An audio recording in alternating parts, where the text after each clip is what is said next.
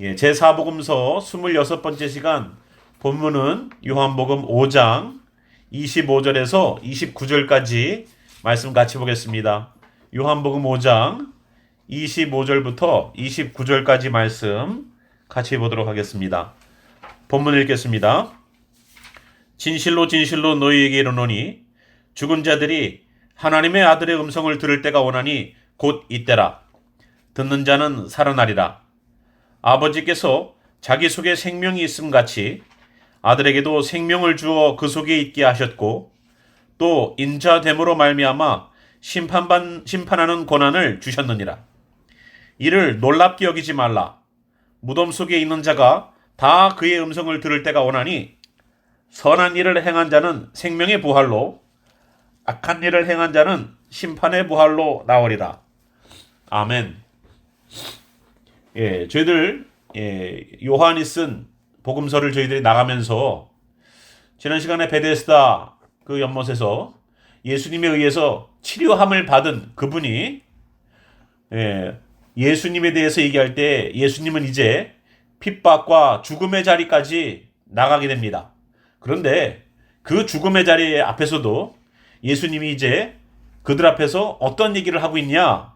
이제 하나님과 예수님이 하나임을 계속 강조하는, 이 바리새인들이 뭐라고 그랬습니까? 동격이라고 취급하는, 하나님의 격처럼 자기도 높아졌다는 것 때문에 예수님을 죽이려고 했죠.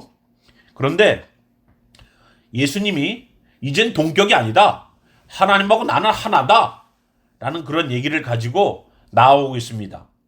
그래서 지난 시간에 우리가 마지막 절 24절 저희들이 한번 마지막 절이었었습니다. 지난주에 같이 보겠습니다. 내가 진실로 진실로 너희에게 이르노니 내 말을 듣고 또 나 보내신 이를 믿는 자는 영생을 얻었고 심판에 이르지 아니하나니 사망에서 생명으로 옮겼느니라 라고 말씀이 나오고 있습니다. 그죠? 자, 지난주에 우리가 24절을 보면서 우리가 한 가지 더 봐야 될, 관찰해야 될 장면이 있습니다. 그것이 뭐냐면 생명을 얻는 것, 영생을 얻는 것은요, 무엇과 연관이 되어 있냐면 첫 번째, 말씀을 듣는 것이고요. 그리고 믿는 것입니다. 말씀을 듣고 믿는 것이 뭐랑 연결되냐면 영생이랑 연결된다는 것을 우리가 볼 수 있습니다. 그런데 그렇다면 지난주에 말씀하신 내 말을 듣고 또 나 보내신 이를 믿는 자는 생명을 얻는다라고 말을 하시면서 25절에 받아가지고 그 이야기가 오늘 이어집니다. 그러면 그 말을 처음에 듣는 것, 그리고 믿는 것, 그래서 영생을 얻는 것이 스텝 바이 스텝으로 넘어가는데 첫 번째 단계인 뭡니까? 말씀을 듣는 것.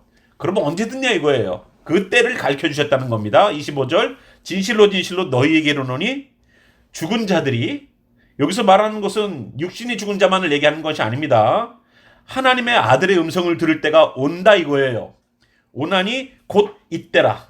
듣는 자는 살아나리라. 예수님의 말씀을 듣는 자는 살아난대요. 이거 뭐 우리 귀 없습니까? 귀 다 있습니다. 이 귀가 있어서 듣는 것이 아니겠죠. 말씀을 듣고서 이 말씀이 뭐로 들려야 되냐면 누구의 설교요, 누구의 말씀이요가 아니라 예수님의 음성으로 들려야 돼요. 여러분, 은혜 받는다는 게 뭡니까? 은혜 받는다는 것은 목사님 설교가 좋았다는 얘기가 아니에요. 목사님 설교가 좋았다는 얘기가 아니라 그 말씀을 통해서 내 죄가 드러났습니다. 주여, 내 죄가 드러났네요. 내가 죄를 깨닫게 됐네요. 내가 죄인입니다라고 내 심령 속에서 회개의 심령이 일어나고 그 앞에 용서의 기쁨과 감사 때문에 나는 내 영혼을 어떻게 할 수 없지만 주님께서 고쳐주시고 주님께서 구원으로 인도하시는구나. 그게 은혜죠. 그래서 말씀을 듣는 것을 통해서 하나님을 믿게 되고 영생을 얻게 되는데 그때가 언제라고요? 말씀을 들을 그때가 지금이라는 거예요. 지금. 그런데 오늘 우리가 관찰해야 되는 다시 살아나고 영생하고 부활이라고 말하는 것에 두 가지 케이스들을 우리가 보게 됩니다. 첫 번째는요, 주님의 말씀을 듣고서 다시 영생을 얻는, 생명을 얻는 그 단계가 바로 첫 번째입니다. 그런데 두 번째가 있어요. 자, 두 번째가 뭐냐면 28절부터 29절입니다. 이를 놀랍게 여기지 말라. 무덤 속에 있는 자가 다 그의 음성을 들을 때가 오나니 선한 일을 행한 자는 생명의 부활로 악한 일을 행한 자는 심판의 부활로 나오리라. 자, 우리는 영생을 이미 얻었어요. 24절에 말하고 있는 지난주 24절 말하고 있는 영생을 얻었고 내 말을 듣고 나 보내신 이를 믿는 자는 영생을 얻었고 라고 말할 때 그 얻었다는 말은요. 얻었다는 말은 우리가 보기에는 과거형처럼 보이죠. 얻었다. 얻었다는 말이 뭡니까? 과거에 이미 얻었다는 뜻이죠. 근데 우리가 헬라어 문법을 보면은요. 과거에 일어났던 일인데 과거로 안 쓰고 현재 능동을 쓰는 경우들이 있어요. 우리가 구원 얻은 거 언제 얻었습니까? 그때 내가 예수님을 처음 믿을 때 내가 구원을 받았지. 그런데요, 그거를 과거형으로 안 쓰고 지금 여기 있는 것처럼 영생을 얻었고 라고 말은 하지만 뭘로 썼냐? 시제는요, 현재 능동을 쓰고 있다는 말이에요. 그러면 이 말이 뭐냐면 내가 과거에 내가 예수님을 만났던 예수님과 함께 했던 접붙였던 시간들이 있는데 그 시간이 과거의 시간이 아니라 주님으로 볼 때에는 현재의 시간이라는 거예요. 그러니까 무슨 말이냐? 내가 구원 얻은 구원의 감격이 있고 회개가 있었고 성령 임재했던 그러한 경험이 있지만 그 경험이 현재형을 가진다고요. 오늘 나에게 성경을 오늘 또 읽었어. 요한복음 또 읽었는데 이 말씀이 있어요. 그런데 그 은혜가 그 구원이 과거에만 있었던 일이 아니라 내가 몇 년 전에 있었던 일이 아니라 오늘도 이루어져 가는 일이라는 거예요.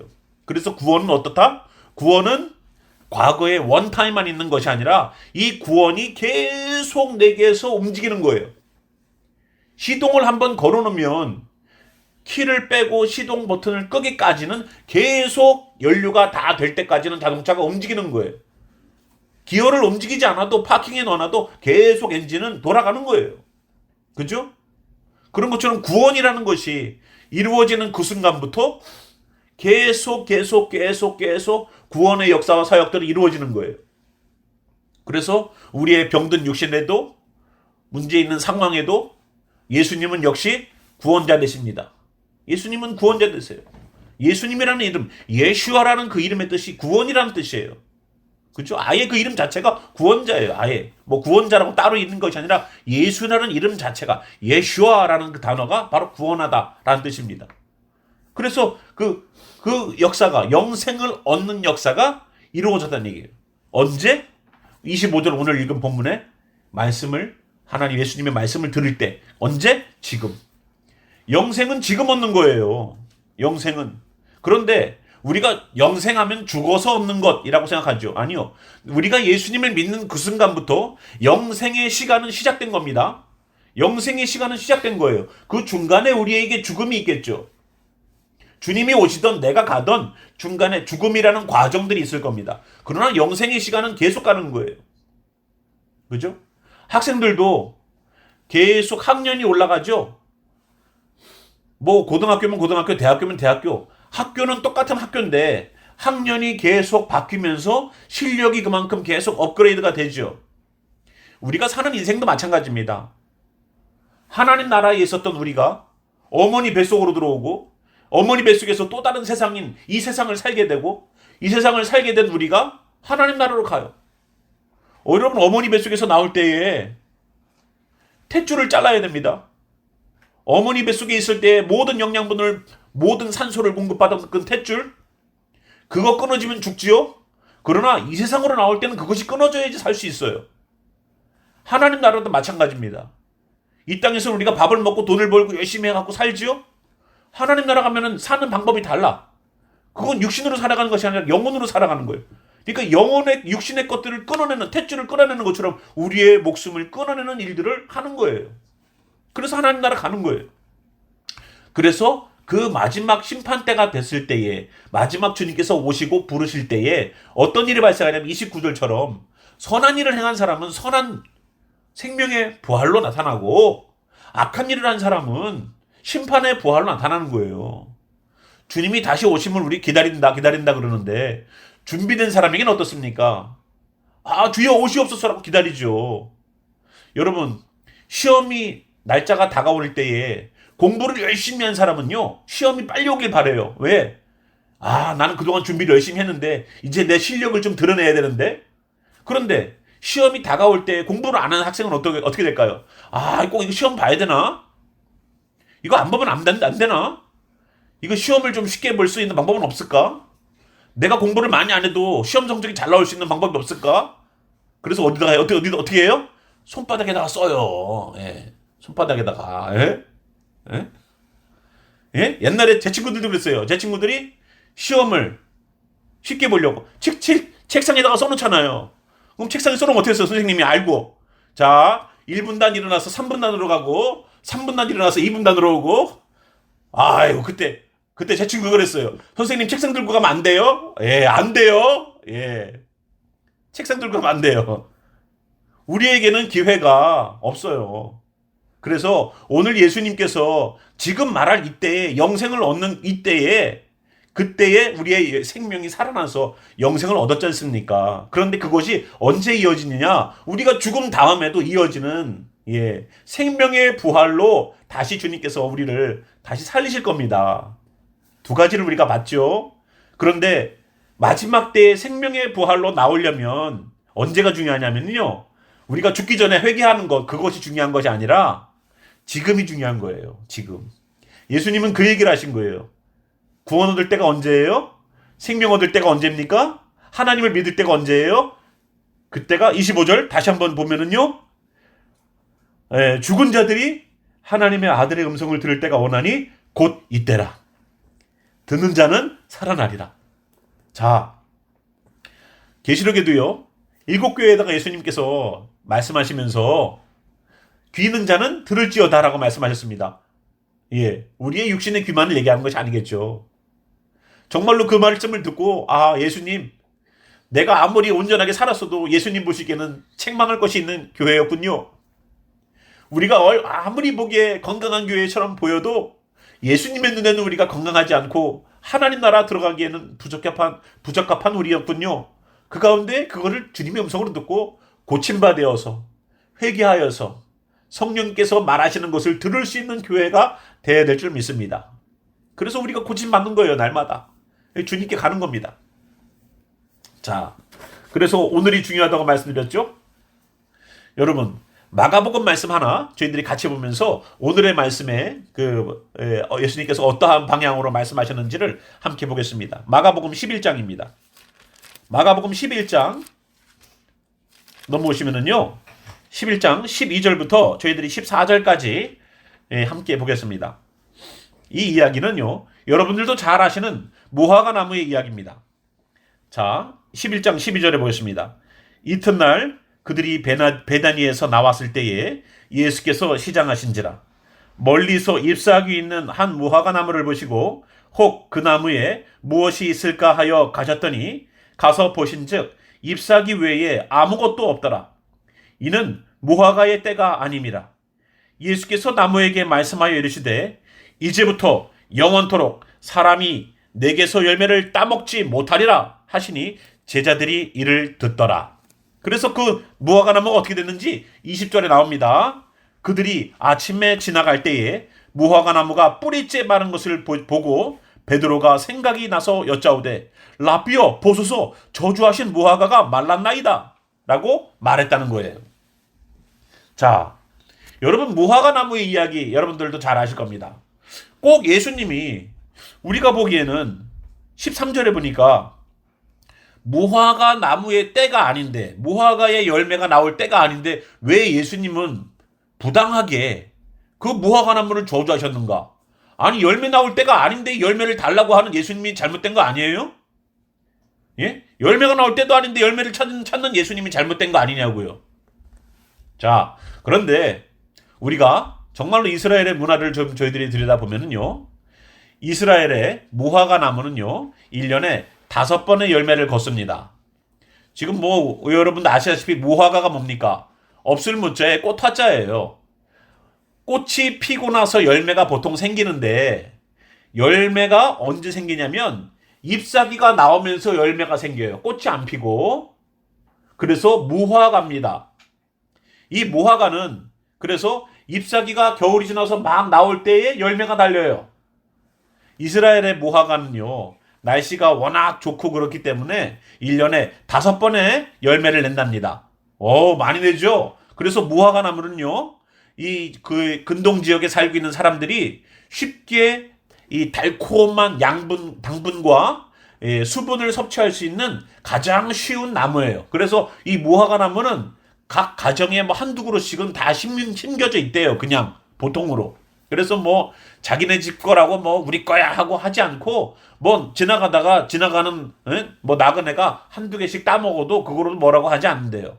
그런데 이 5번의 무화과를요 똑같이 무화과라고 부르지 않습니다. 첫 번째 달리는 이 무화과를요 파게라고 부릅니다. 파게. 그리고 두 번째, 세 번째, 네 번째, 5번째 무화과를요 테나라고 부릅니다. 그러니까 똑같은 무화과인데 첫 번째 것과 나머지 것들의 부름의 단어가 달라요.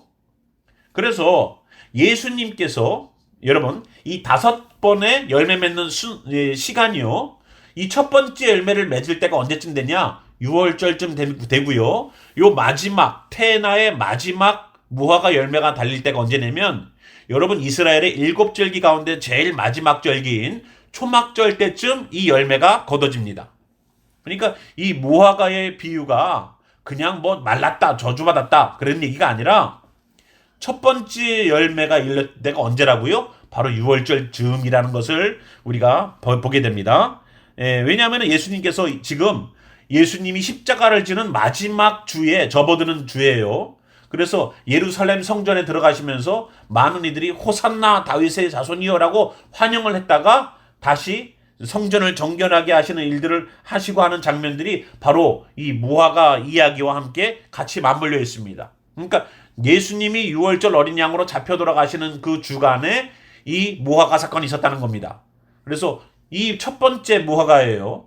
지금 6월절 근처에 있었던 이 무화과는 바로 파게라고 부르는 무화과입니다. 파게라고 부르는 이 무화과를 예수님이 찾으셨다는 거예요. 이 파게라고 하는 무화과는 큰 사이즈로 달리는 무화과가 아니라 작은 사이즈로 달리는 무화과입니다. 그러나 이 처음 달리는 무화과가 있지 않으면 두 번째, 세 번째, 네 번째, 5번째 무화과도 열리지 않아요. 그러니까 예수님이 뭘 보셨냐면 첫 번째 파게 무화과도 안 달리는 무화과 나무가 여름이 지나고 양분을 다 뽑아 먹어도 잎사귀만 무성하지 열매를 맺지 못할 것은 뻔한 거라는 거예요. 그래서 그 열매 맺지 못하는 나무를 예수님이 저주하셨어요. 그래서 사람이 내게서 영원히 열매를 거둬먹지 못할 거야 라고 말씀하셨을 때 뿌리째 말랐다라고 말합니다. 이것은 뭐냐면요, 신앙의 6월절 언제입니까? 6월절은 예수님께서 그 피를 문설주에 바른 것처럼 십자가를 지셔서 우리에게 자기의 죽음을 주신 그 주예요. 여러분 좌우 설주와 임방에다가 피를 발랐는데 그 피를 바른 위치가 어딥니까? 머리와 양쪽 손에 십자가에 달리신 예수님이 피 흘리셨던 모습과 똑같아요. 그래서 어린 양의 피는 예수님께서 십자가를 지시는 곳에서 피를 흘리셨어요. 그 6월절 어린 양의 피가 흘려진 사람이 패스오버 되는 겁니다. 이 패스오버라는 단어가 어디에 쓰였냐면 지난주에 우리가 봤던 24절에 뭐라고 돼 있어요? 사망에서 생명으로 옮겼다라고 말을 할 때에 사망에서 넘어가서 패스오버를 예수님께서 거기서 쓰셨어요.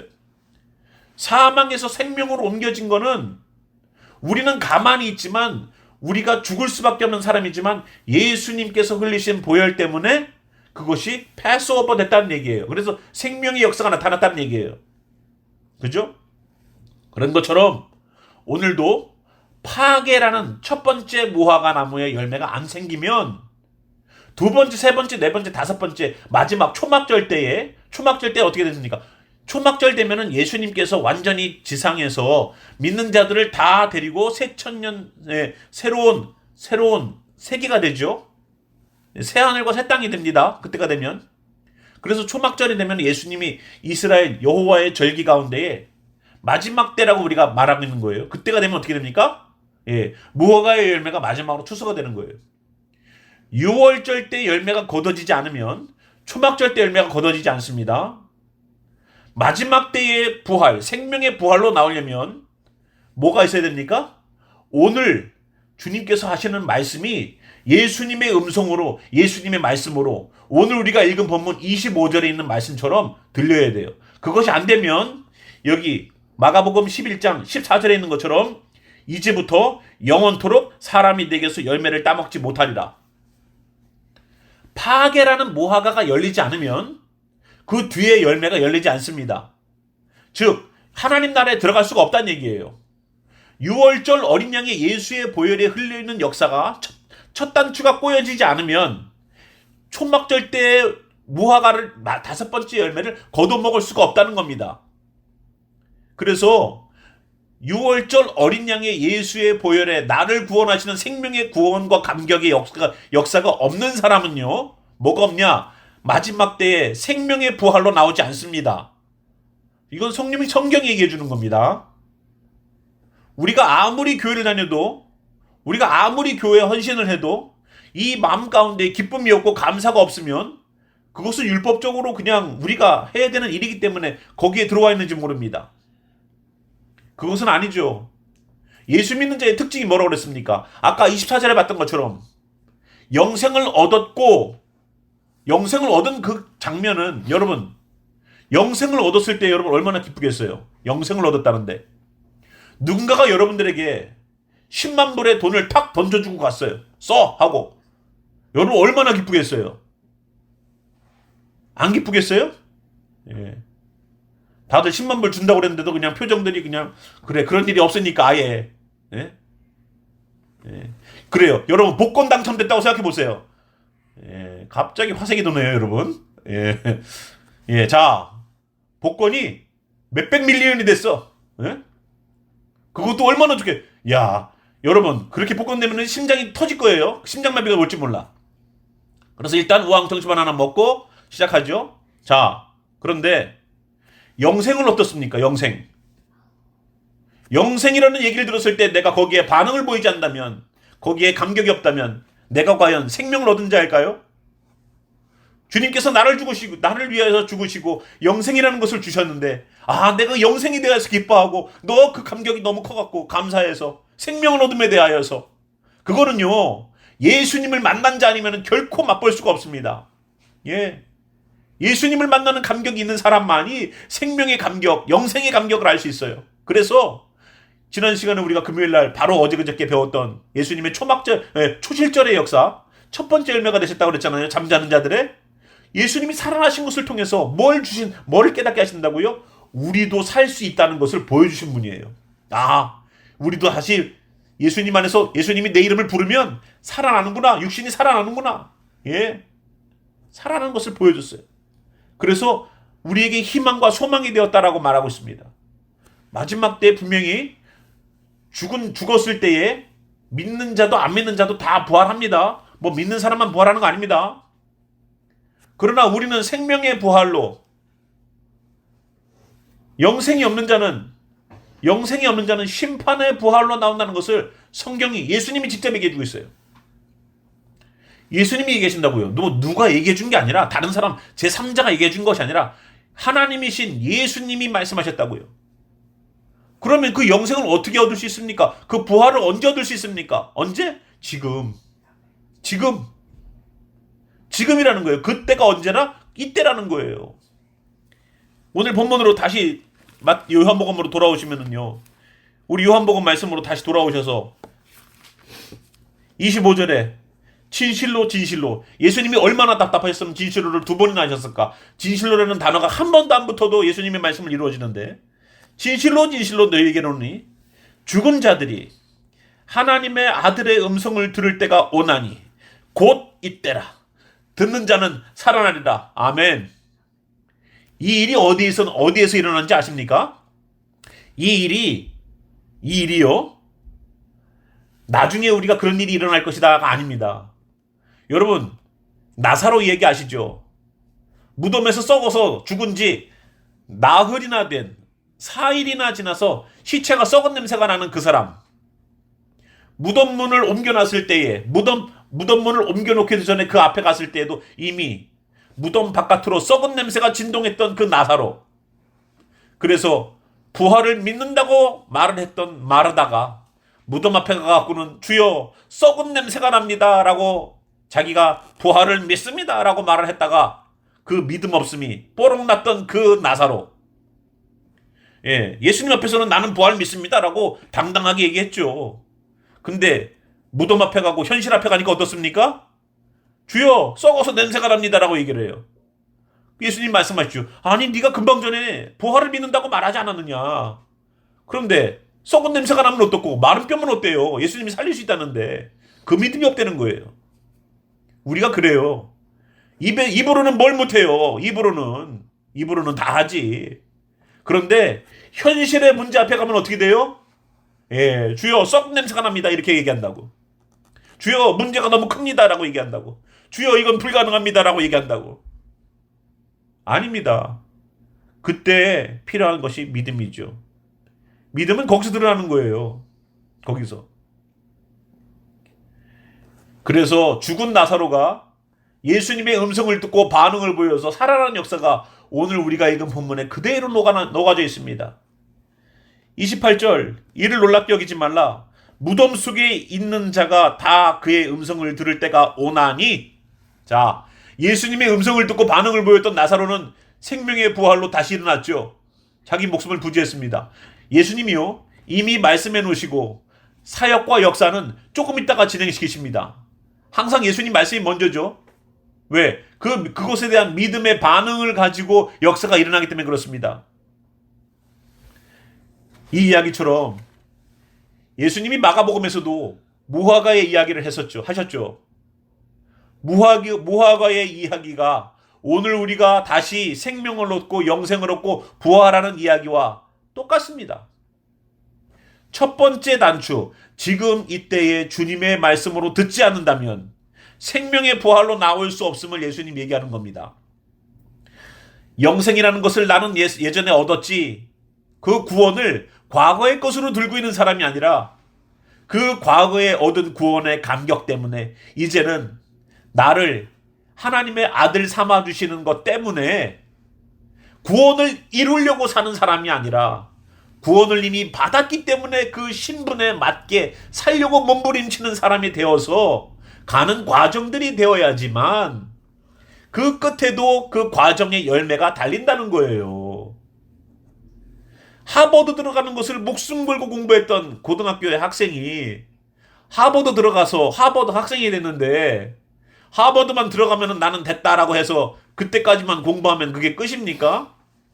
그러면 그 사람 학교 졸업 못하죠. 학교에서 킥아웃 됩니다.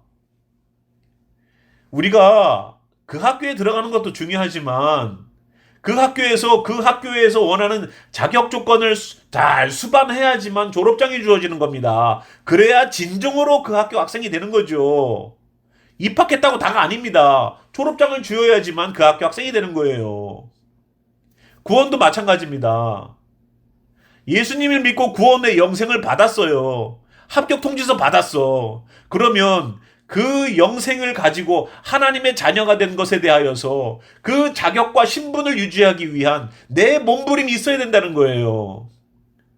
구원을 이루기 위해서가 아닙니다. 이미 구원은 받았어요.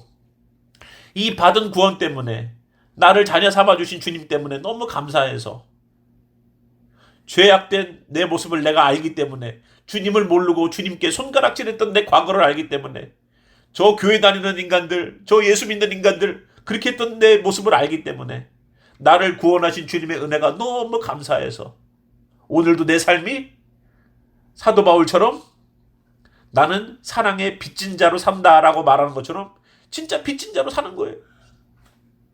진짜 빚진 자로 사는 거예요. 정말로 주님께 죄송한 마음으로 가지고 사는 거예요. 나 같은 죄인 살리신 그 은혜 놀라워 하면서 오늘도 사는 거예요. 오늘도 말씀대로 살으려고 몸부림치고 수많은 것을 지켰을지라도 작은 것 하나 못 지킨 것 때문에 주님께 미안하고, 이게 진정한 주님의 성도 아닙니까? 100가지면은 제가 한 가지 지켰는데요 하고서도 주님 내가 주님 말씀 지켰는데요. 그러니까 주님 다른 것은 주님 용서해 주시고 이해해 주세요. 이렇게 주님과 딜을 해버려요. 그러나 정말로 믿는 자는 99가지를 지켰어도 그 한 가지 안 지킨 것 때문에 자꾸만 내 몸부림치는 주여 나는 죄인입니다라고 몸부림치는 성도가 되시기를 바랍니다. 그게 진정한 성도예요. 그게 진정한 성도예요. 진정한 성도는 내가 주님의 말씀을 지킨 것을 자랑하지 않고 주님의 말씀을 지키지 못한 것에 대하여서 가슴 아파할 줄 아는 사람이 진정한 성도예요. 내가 한 것을 드러내는 것이 아니라 내가 하지 못한 것에 대하여서 주님께 죄송한 마음을 갖는 것, 그게 진정한 성도입니다. 우리가 그런 주님이 찾으시는 성도들이 되길 바라요. 나 이거 뭐 했습니다. 이 했습니다. 예, 바리새인이 그랬어요. 나는 금식도 하고요. 나는 구제도 하고요. 나는 11조도 했어요. 자기가 한 걸 자랑했죠. 그러나 죄인은 어땠습니까? 주여 나는 죄인입니다 라고 얘기했어요. 한 거를 자랑하는 성도는 이미 신앙이 타락된 겁니다. 회복하십시오. 내가 못한 것에 대해서 주님 죄송합니다라고 나오는 성도가 되십시오. 그것이 주님이 찾으시는 성도입니다. 그것이 찾으시는 주님의 영혼입니다. 자랑하지 마십시오. 내가 한 거를 드러내지 마십시오. 그거 아무것도 아니에요. 10,000가지 중에 한 가지 잘못한 것 때문에 주님께서 우리에게 사단은 우리를 참수할 겁니다. 너 그거 안 했잖아. 10,000가지 중에 한 가지 하는 것 같다가 사단은 참수하고 우리 들어올 거라고요. 우리는 우리가 완벽하게 주님 말씀 지킬 수 없습니다. 그러기에 주님 말씀 지키려고 주님의 성령을 덧입으려고 하는 거예요. 주여 주의 성령을 덧입기를. 그래서 사도행전 여러분 지난번에 보셔서 알지만 아무리 예수 믿으면 뭐합니까?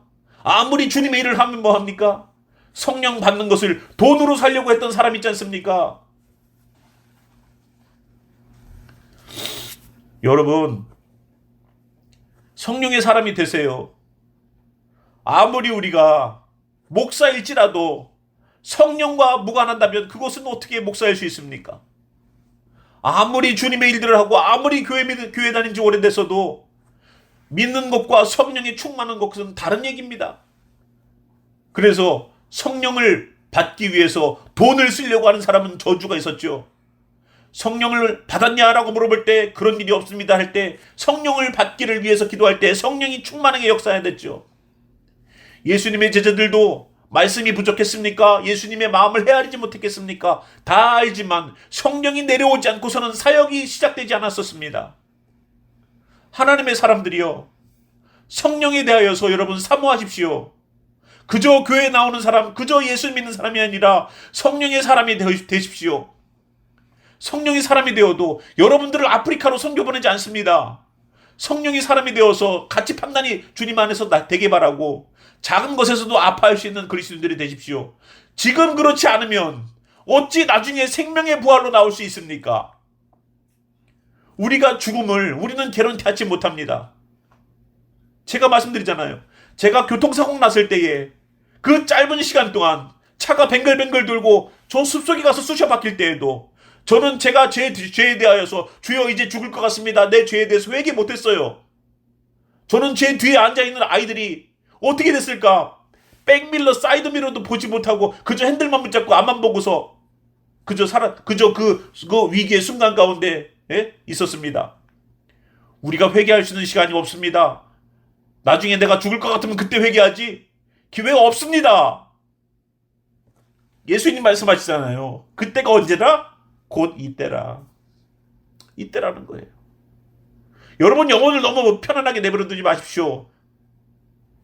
여러분 영혼을 천년만년 살 것처럼 내버려 두지 마십시오. 내일이 보장된 사람처럼 사지 마십시오. 그것이 사단이 노리는 전략입니다. 사단은 미래를 생각하게 해요. 내일 해. 은혜 받을 때 회개하는 거야. 기분 좋을 때 말씀 보는 거야. 아니요. 주님은 말씀하세요. 그 때가 언제인지, 그 상황이 어떤지, 내 형편이 어쩐지 그거 물어보지 않습니다. 야, 네가 형편이 지금 어려우니까 나중에 기도해. 에이, 네가 너무 바쁘니까 나중에 나랑 교제하자. 주님이 그러지 않으세요. 주님은 지금 하자는 거예요. 지금. 주님은 지금 기도하자는 거예요. 주님은 지금 말씀 듣자는 거예요. 주님은 지금 회개하자는 거예요. 주님은 지금 하자는 거예요. 다른 때를 기다려갖고는 우리가 변화될 수 없다는 겁니다. 25절 다시 한번 볼까요? 내가 진실로 진실로 너희에게 이르노니 내 말을 듣고 또 나 보내신 이를 믿는 자는 영생을 얻었고 심판에 이르지 아니하나니 사망에서 생명으로 옮겨졌습니다. 진실로 진실로 너에게 이르노니 죽은 자들이 하나님의 아들의 음성을 들을 때가 오나니 곧 이때라. 듣는 자는 살아나리라. 아멘. 여러분 정말로 주님의 음성으로 듣길 바랍니다. 말씀을 읽고도 머리로는 이해가 되지만 가슴을 치는 말씀이 아니라면 우리는 회개해야 됩니다. 이것이 하나님의 말씀이요, 이것이 예수님의 말씀이면 이것이 곧 법입니다. 법이에요. 주님께서 하나님 나라로 안 들이시겠다라고 하시면 못 들어가는 겁니다. 너는 생명의 부활로 나올 수 없어. 심판의 부활이야 라고 말하면 우리는 심판받는 자리에 가서 결국은 지옥행으로 갈 겁니다. 여러분 6월절 날 어떻게 하셨는지 보셨잖아요. 6월절을 준비하기 위해서, 무교절을 준비하기 위해서 그들 가운데에 누룩을 숨기고, 아버지는 누룩을 숨기고 자녀들은 그 누룩을 찾기 위해서 불을 켜고 촛불을 켜고, 그것을 발견했을 때 아버지 누룩이 여기 있습니다 할 때 아버지가 깃털을 가지고서 그것을 나무 숟가락에다가 얹어서 그것을 배보자기에 싸서 영문 밖에 가지고 나가서 불에 태웠지 않습니까? 누룩은 죄요, 촛불은 말씀이요, 나무 숟가락은 예수의 나무 십자가를 뜻하는 것이고, 그 나무 십자가 위에다가 우리의 누룩된 죄악을 성령의 깃털로 모아서 배 보자기를 싸는 것처럼 우리가 죽어서 완전히 예수님이 세마포에 쌓아서 무덤으로 집어넣은 것처럼 면보자기에 싸서 결국은 그것을 완전히 죄를 소멸시키는 영문 밖에서 불을 태워버리는 일들을 무교절을 준비하는 과정이었지 않습니까? 언젠가 우리의 죄악 때문에 우리가 심판의 부활인 저 불구덩이에 우리가 있을 수 있다는 것을 우리가 알아야 돼요. 왜 6월절 무교절을 준비하면서 그 나무 십자가에 누룩을 올리고 죄를 올리고 영문 밖으로 들고 나가서 그것을 불에 태웠는가? 우리의 죄악이라는 겁니다. 분명히 주님은 생명의 부활로 아니면 심판의 부활로, 중간에는 없어요. 우리는 천주교처럼 연옥을 얘기하지 않습니다. 안 믿고 죽어도 이 땅의 가족들이 그 사람을 위해서 잘 빌면 지옥에 가지 않고 그래도 주님과 함께 거할 수 있는 기회가 주어지는 얄팍한 그러한 말씀들에 우리는 놀아나지 않습니다. 생명 얻은 자답게 생명의 부활로 나올 것을 소망한다면 오늘을 여러분 가벼이 여기지 마시고 지금 이 순간을 가벼이 여기지 마십시오. 나중에 회개해야지. 저녁에 기도할 때 기도해야지. 아니요. 아닙니다. 기도는 지금이에요. 뭔가 주님께서 나에게 깨달음을 주시면 여러분들이 하던 것을 내려놓고 잠깐 올라가서 여러분들이 기도의 시간을 가지십시오. 정말로 주님께서 나의 마음 가운데에 방망이로 내 마음을 두드리는 것처럼, 큰 북이 내 마음 가운데서 올리는 것처럼 주께서 말씀하신다면 여러분 하던 일들을 그대로 내버려 두고 기도의 시간을 가지십시오. 찬양의 영광을 돌리는 시간을 가지십시오. 말씀 보는 시간을 가지십시오. 제발 주님께 돌아오십시오. 제발 주님께 돌아오십시오. 언제까지 주님을 떠나서 사시겠습니까? 언제까지 주님 안에 산다고 말을 하지만 주님께서 정말로 찾으실 때에 내 영혼이 안 보입니까? 돌아오십시오. 돌아오십시오. 주님께서 찾으십니다. 곧 이때가 그때입니다. 나중이 아닙니다. 내일이 아닙니다. 다음 주가 아닙니다. 은혜 받을 때가 아닙니다. 다음이 아닙니다. 다음은 우리에게 보장되어 있지 않아요. 사단은 자꾸만 다음으로 미루라고 그럽니다. 그러나 주님은 그렇지 않아요. 지금이야 라고 말하세요. 여러분, 주님이 오늘 밤에라도 올 수 있고 지금 이 순간에라도 오실 수 있는 분이 주님이십니다. 그거를 믿는다면 어찌 우리의 삶이 다음을 기약하겠습니까? 지혜로운 다섯처녀와 지혜롭지 못한 다섯처녀는 주님 오실 때에 나중에 기름 준비하지, 아마 이런 마음을 들었을지도 몰랍니다. 아니야, 지금이라도 올 수 있어. 지금이라도 오실 수 있으니까 기름을 충분히 준비해놓자. 언제가 될지 모르지만 준비해놓자. 그런 자들이 주님을 만났습니다.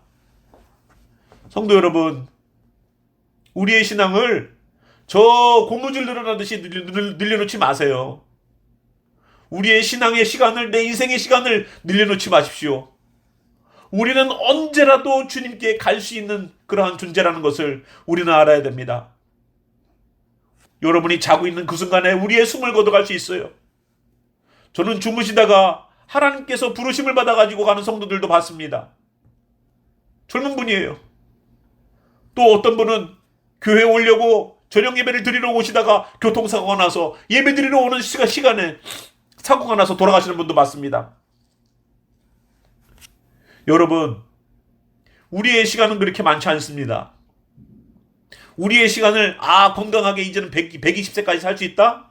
그 120세까지 보장된 사람 과연 몇 명 될까요? 그때까지 살 수는 있을까요, 우리가? 모릅니다. 여러분, 주님 앞으로 다시 돌아와서 예수님께서 말씀하시는 음성에 귀를 기울이세요. 분명히 말씀하셨잖아요. 내 음성을 듣는 자는 살아난다고. 예? 25절에 나와 있잖아요. 예? 내 음성을 들을 때가 오나니 곧 이때라. 듣는 자는 살아나리라. 지금이라는 시간을 예수님의 그 음성을 듣고 반응을 보이는 우리가 되길 바랍니다.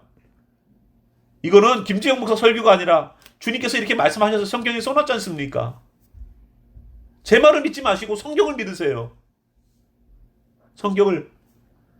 그래서 다시 주님 안에서 여러분들의 신앙을 다시 재정비하십시오. 다시 재정비하십시오. 언제까지 느슨한 그 나사를 풀어놓겠습니까? 언젠가 나사가 풀려있으면 사고가 납니다. 다리가 무너지는 것처럼, 건물이 무너지는 것처럼 내가 예측할 수 없는 그 순간에 한꺼번에 순식간에 무너집니다. 여러분의 신앙을 조이세요. 조이세요. 오늘도 주님의 말씀이 우리들에게 임해서 생명의 부활로 언젠가 다시 주님께서 일으키실 때에 생명의 세마포를 입고 일어나는 성도들 되시기 바랍니다. 여러분이 만약에 심판대 앞에 서 있다면 여러분을 목회한 제 마음은 거기는 천국이 아닐 것 같아요. 어느 성도 하나가 주님의 심판대 앞에 서 있다면, 여러분, 우리 성도가 아무리 나랑 안 친한 성도여도요, 한 사람이라도 심판대 앞에 서 있다면 여러분 그거 보고서 마음 편할 것 같습니까? 마음 편하지 않아요. 아무리 제가요, 싫어하는 사람도요, 그 사람이 어렵게 되고 힘들게 됐다는 얘기를 들으면은요, 기분이 안 좋아요. 마음이 안 좋아. 그런데 하물며 우리 성도들이 함께 기도하고 함께 그 눈물을 흘렸던 성도가 심판대 앞에 서 있다. 그래서 목회자에게 하나님께서 더 엄중하게 보실 그런 이유가 있을 겁니다. 여러분, 온전히 주님 앞에서 쓰세요. 온전히 주님 앞에 쓰십시오. 지금입니다.